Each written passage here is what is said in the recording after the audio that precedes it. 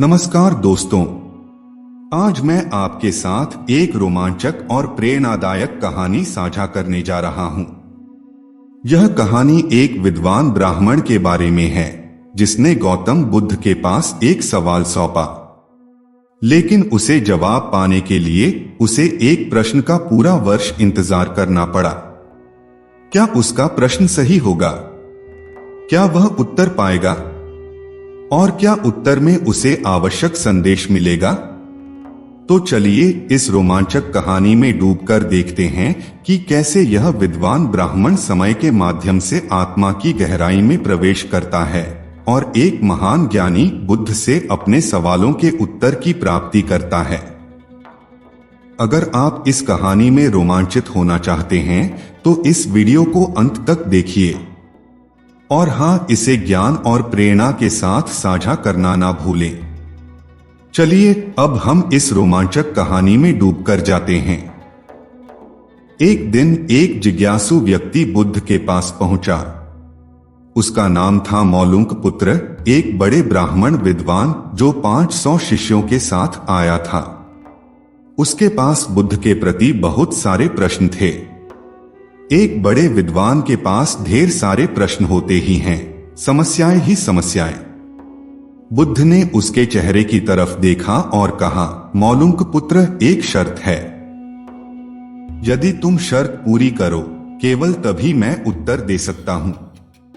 मैं तुम्हारे सिर में भनभनाते प्रश्नों को देख सकता हूं। 1 वर्ष तक प्रतीक्षा करो, ध्यान करो, मौन रहो। जब तुम्हारे भीतर का शोरगुल समाप्त हो जाए, जब तुम्हारी भीतर की बातचीत रुक जाए, तब तुम कुछ भी पूछना और मैं उत्तर दूंगा। यह मैं वचन देता हूं। मौलुंक पुत्र कुछ चिंतित हुआ। 1 वर्ष केवल मौन रहना और तब यह व्यक्ति उत्तर देगा।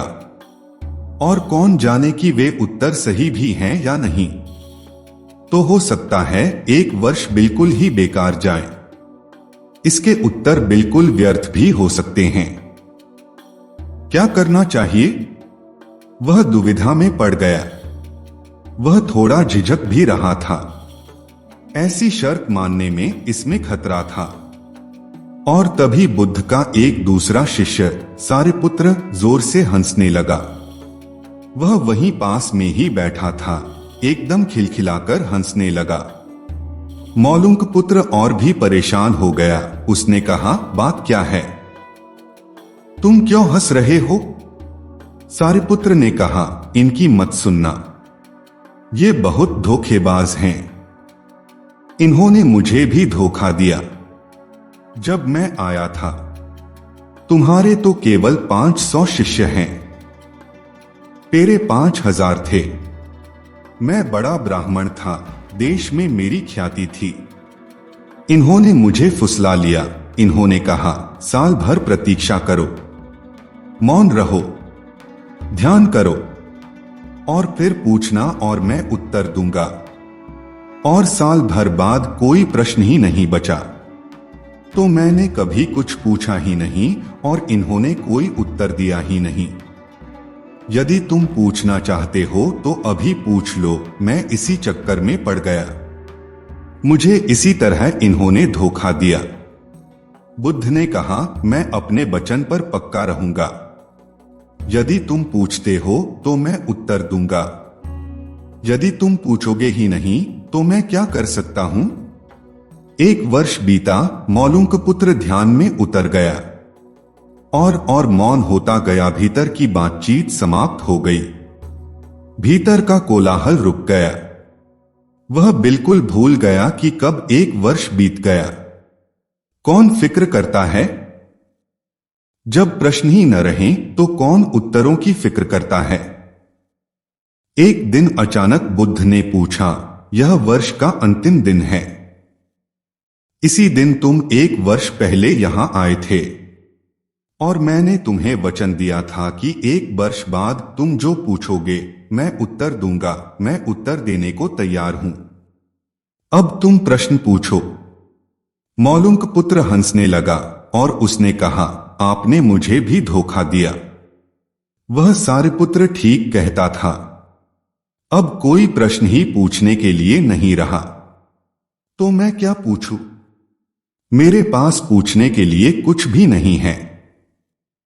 असल में यदि तुम सत्य नहीं हो तो समस्याएं होती हैं और प्रश्न होते हैं। वे तुम्हारे झूठ से पैदा होते हैं, तुम्हारे स्वप्न, तुम्हारी नींद से वे पैदा होते हैं। जब तुम सत्य, प्रामाणिक, मौन, समग्र होता हो वे तिरोहित हो जाते हैं।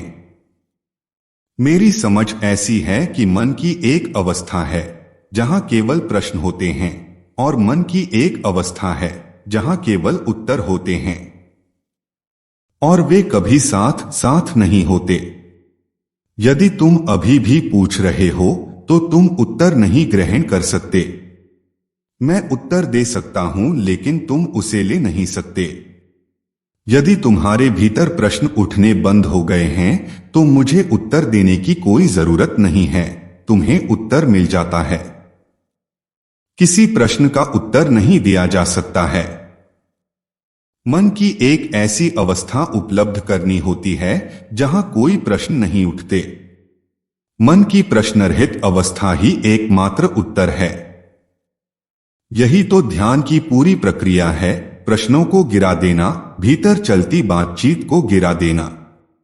जब भीतर की बातचीत रुक जाती है तो ऐसा असीम मौन छा जाता है।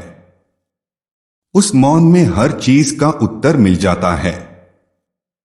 हर चीज सुलझ जाती है, शाब्दिक रूप से नहीं, अस्तित्वगत रूप में सुलझ जाती है।